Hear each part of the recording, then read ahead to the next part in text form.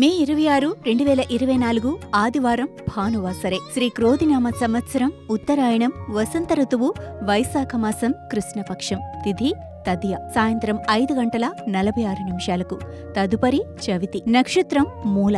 ఉదయం 10:34 వరకు. తదుపరి పూర్వాషాఢ. యోగం సాధ్యం. కరణం వాణిజ్య. సూర్యరాశి వృషభం. చంద్రరాశి ధనుస్సు. సూర్యోదయం 5:42. సూర్యాస్తమయం సాయంత్రం 6:45.